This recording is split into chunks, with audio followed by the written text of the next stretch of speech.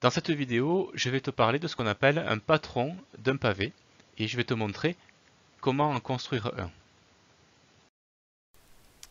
Voici un pavé droit, alors aussi appelé parallélépipède rectangle. Et ce pavé droit, aujourd'hui, je te le montre parce que je veux te montrer un patron de ce pavé. Alors, un patron, qu'est-ce que c'est? En fait, on imagine que le solide, comme ça, s'ouvre, tu vois, et s'aplatit sur le sol. Voilà.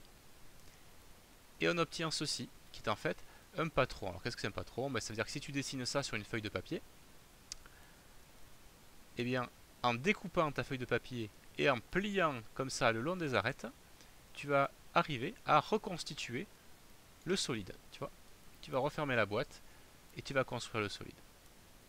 Donc un patron, c'est ça, hein, c'est une construction sur une feuille de papier plane qui va permettre, en la découpant et en la pliant, de reconstituer le solide.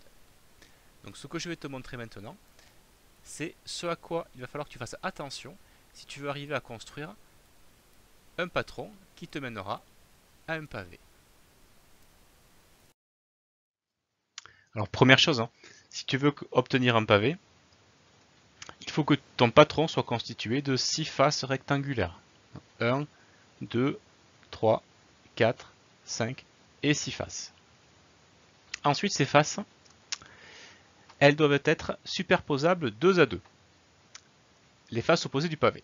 Concrètement, ces deux faces-là, tu vois, que j'ai marqué 1, elles vont se trouver face à face dans le pavé, parce que ça, ce sera la face de gauche quand elle va se relever, ça, ce sera la face de droite, et il faudra que ce soit les mêmes.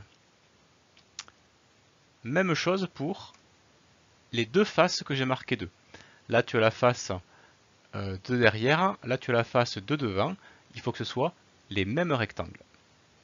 Et enfin, les deux faces que je marque 3 doivent être identiques aussi, puisque celle-ci, ça va être le bas du pavé, et celle-ci, ça va être le haut du pavé. Donc vraiment, tes faces doivent être 2 à 2 identiques.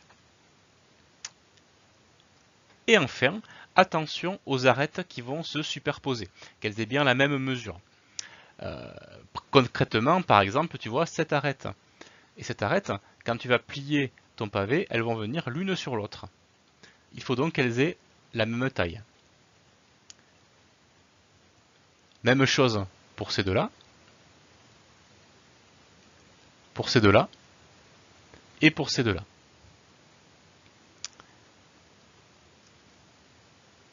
Ce sera aussi la même taille pour cette arête et celle-là.